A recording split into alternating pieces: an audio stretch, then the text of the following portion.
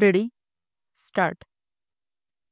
काम करणाऱ्यांना, उत्पादन वाढ करणाऱ्यांना त्यांच्या श्रमांचा योग्य तो मोबदला मिळणार नसेल तर ते लोक काम करणार नाहीत, उत्पादन वृद्धीसाठी प्रयत्न करणार नाहीत.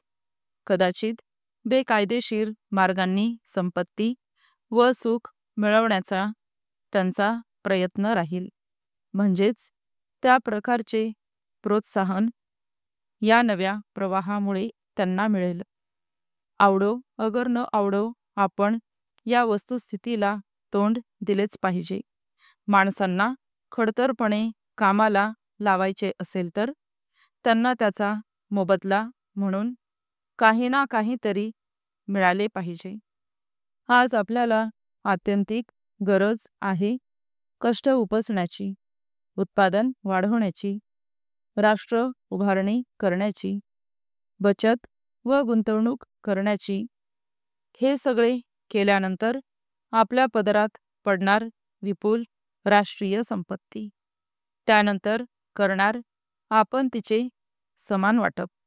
ही संपत्ती निर्माण करण्याआधीच आपण उत्पन्नांना समपातळीवर आणण्याचा विचार करणे शहाणपणाचे ठरते काय? व्यक्तीचे उत्पन्न कमी करण्याच्या दिशेने करण्यात येत असलेल्या या टोकाच्या प्रयत्नांचे एक विशेष दुःखदायक पर्यवसान म्हणजे या देशात येणाऱ्या विदेशी भांडवलाला झालेला प्रतिरोध. आपल्या अर्थव्यवस्थेच्या विकासाला सहाय्यभूत होण्यामध्ये विदेशी भांडवलाचा हा ओघ महत्त्वाची भूमिका बजावण्याची शक्यता होती. आज त्याची गती खुंटलेली आहे. आपल्याला कल्पनाही करता येणार नाही इतका बदल झाला आहे. भांडवलशाहीच्या स्वरूपात 1 शतकापूर्वी अस्तित्वात असलेली भांडवलशाही आता आधुनिकतेचे रूप घेऊन वावरत आहे.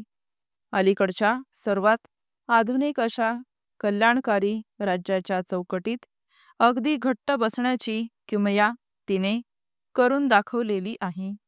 आपल्या आदर्श कार्यक्षमतेच्या जोरावर तिने मानवी इतिहासात याआधी कधीही आढळलेली नसेल इतकी संपत्ती आणि सुबत्ता निर्माण केलेली आहे. पश्चिम युरोपातील राहणीमानाची स्थिती, त्याचप्रमाणे युद्धोत्तर काळात त्यांनी पूर्वपदावर येण्यासाठी घेतलेल्या कष्टांची गती आणि आर्थिक वृद्धी पूर्व युरोपीय देशांच्या तुलनेने खूपच जास्त झालेली आहे. याचा भरभक्कम पुरावा मिळतो. पश्चिम व पूर्व जर्मनीला भेट देऊन आल्यानंतर हा फरक प्रकर्षाने जाणवतो. या दोन्ही विभागांना महायुद्धाची झळ एकाच प्रमाणात लागलेली होती.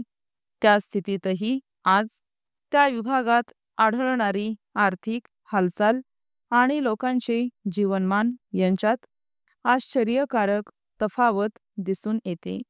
आपण पाहू शकतो ते सारे स्वतःच्या डोळ्यांनी.